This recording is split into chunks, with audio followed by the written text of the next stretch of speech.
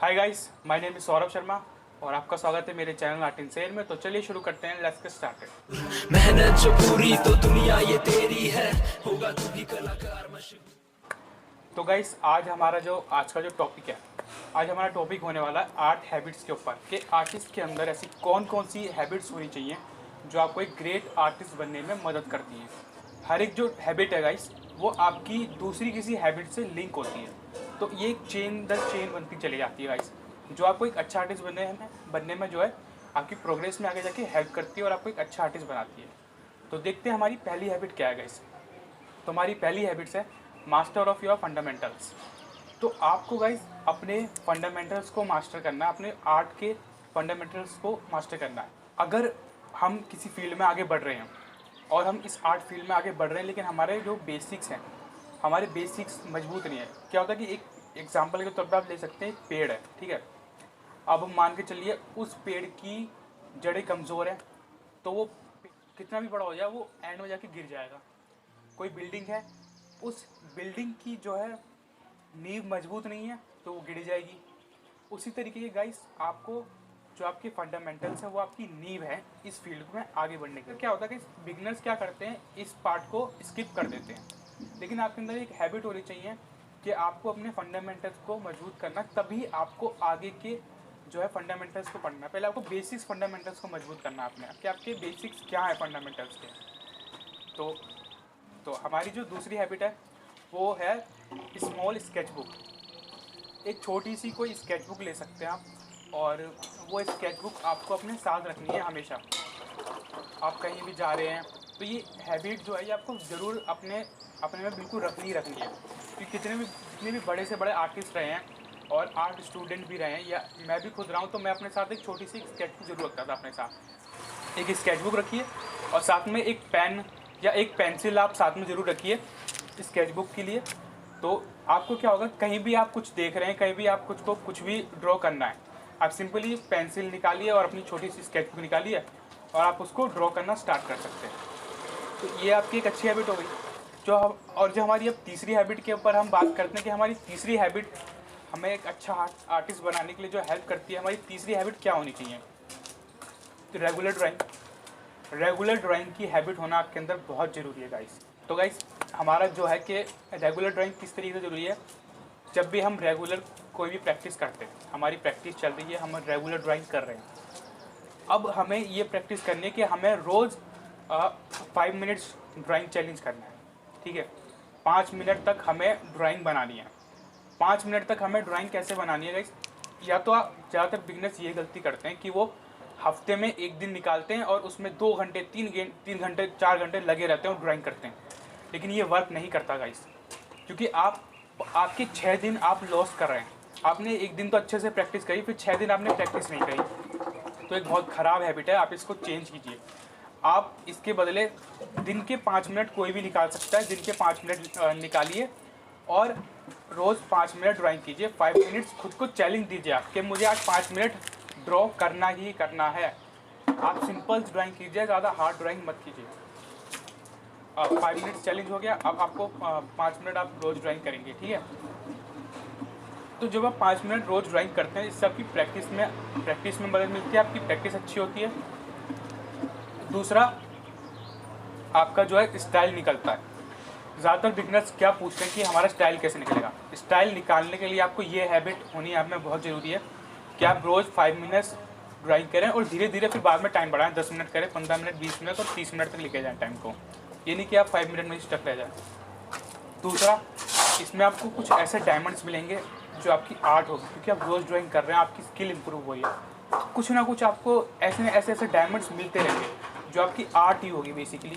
Diamond का मतलब मैं आपकी आर्ट से कह रहा हूँ कि कुछ जब आप रोज़ ड्रॉ करेंगे तो एक ना एक ड्राइंग आपकी ऐसी निकलेगी जो बहुत ही खूबसूरत होगी, बहुत ही ब्यूटीफुल होगी और एक डायमंड की तरह होगी।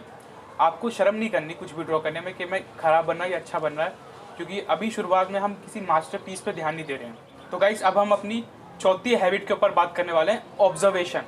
गाइस, आपको अपनी ऑब्जर्वेशन को कैसे सुधारना है, मैं आपको ये बताता हूँ कि आपको अपनी ऑब्जर्वेशन कैसे सही करनी है, क्योंकि ये बिगिनर्स पार्ट बहुत स्किप करते हैं। ये मैंने भी बहुत स्किप किया था जब मैं एक बिगिनर था। तो आपको इसे बिल्कुल स्किप नहीं करना, ये बहुत ज़रूरी पार्ट है, बहुत ज़रूरी हैबिट होनी चाहिए हम आर्टिस्टों के अंदर। तो इसमें आपकी माइंड मेमोरी बेसिकली होती है, माइंड मेमोरी के ऊपर सारा कुछ काम करता है, सारा गेम माइंड मेमोरी के ऊपर होता है, इससे आपकी माइंड की मेमोरी तेज़ होती है। हमें ऑब्जर्वेशन में क्या हैबिट लानी है, हमें रोज़ से 5 से 10 मिनट की ऑब्जर्वेशन करनी ही करनी है। ठीक है, आपको क्या करना है, आपको कहीं भी आप बाहर हैं तो आप अपनी प्रैक्टिस ऐसे कर सकते हैं कि आप बाहर हैं तो आप बाहर कुछ देख रहे हैं, आप कोई पेड़ देख रहे हैं तो आप पेड़ को ध्यान से देखिए कि पेड़ की पत्तियाँ कैसी होती हैं, उसकी डिटेल्स में जाइए। यहाँ पर आपको डिटेल्स में जाना है, डिटेल्स को याद करने की कोशिश करनी है। आपको पूरी तरीके से याद नहीं लेकिन कोशिश करनी है। मैं आपको बता रहा हूँ कि कैसे कैसे आप इम्प्रूव करेंगे।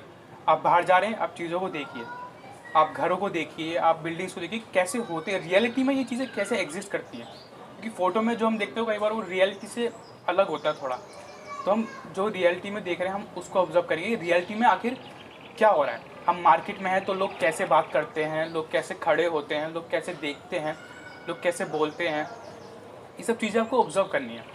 आपको एक टिप मैं आपको देना चाहूँगा जो मैंने भी इस्तेमाल करी है कि आप क्या कर सकते हैं, ऑब्जर्वेशन में थोड़ा सा आप आउटलाइंस को देखिए।